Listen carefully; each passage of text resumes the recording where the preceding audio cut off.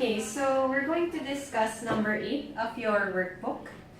Now, in number 8, you need to get the correct merchandise inventory end. So the question is, how much should be reported as ending inventory in the balance of mini start merchandising as of December 31, 2012? Okay, now before any adjustments were made, the ending inventory of mini start merchandising was 50,000. Now you have 4 letters here, letters A to D.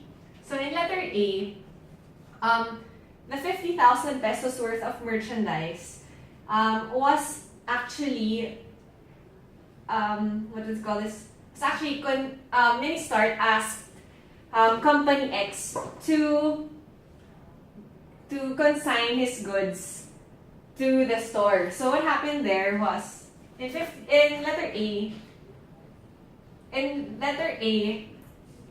Company X is the consignee and Mini Start is the consignor. Now the situation here is Mini Start did not include the inventory in this 50,000. But the thing is, even though Mini Start asked Company X to sell the goods. So let's say Company Start's goods are here, they are consigned. These goods are still part of Mini Start's inventory. So we need to add letter A, okay, to the 50,000 pesos. Now next, for letter B, the terms there were FOB shipping point. And the role of Mini Start is that he is the seller. Okay. Now, the goods amounted to 21,640 and they were included on the December 31, 2012 merchandise inventory. Meaning, this value here is still part of this 50,000.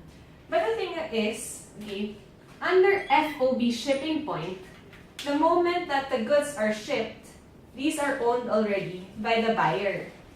And since Mini Start is playing the role of the seller, then it means that this 21,640 should not be part anymore of the inventory of Mini Start.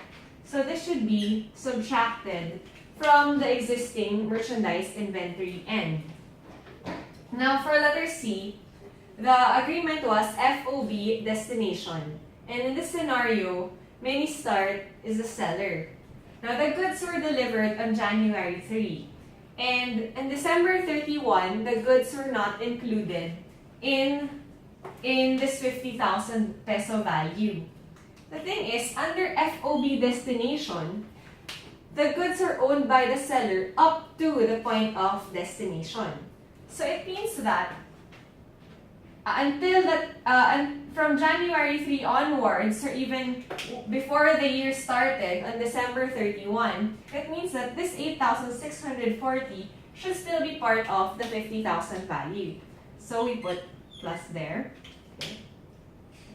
Now for letter D, the situation here is Mini Start is the consignee, meaning Mini Start is the one receiving merchandise from another store.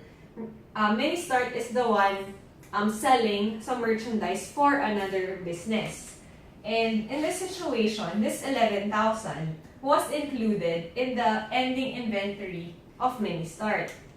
But the thing is, this 11,000 is not really owned by Mini Start, even though it's in the shops.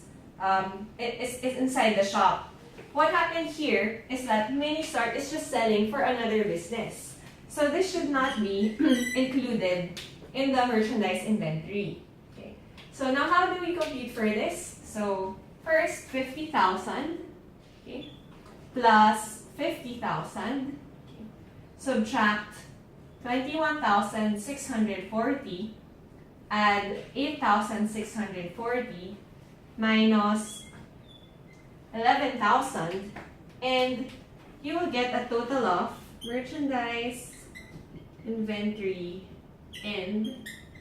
Okay. This will give you 76,000 in total. Okay. So that's number 8. So the important thing here that you need to take note of is what's the role of the business for every transaction? Is the business the buyer or the seller? If so, what are the shipping terms? So if the shipping term is FOB shipping point, you should know that the goods are owned by the buyer the moment that the goods are obtained by the carrier or the moment that the goods are shipped. But for FOB destination, the merchandise are owned by the seller until it reaches the point of destination or until it reaches the store of the buyer. And then for the consignor and consignee, okay, you need to remember that consignor is the business who wants to have the merchandise sold in another store, and that business still owns the merchandise. But for the consignee is the one receiving merchandise from another store and the one selling for another business. So that's number 8.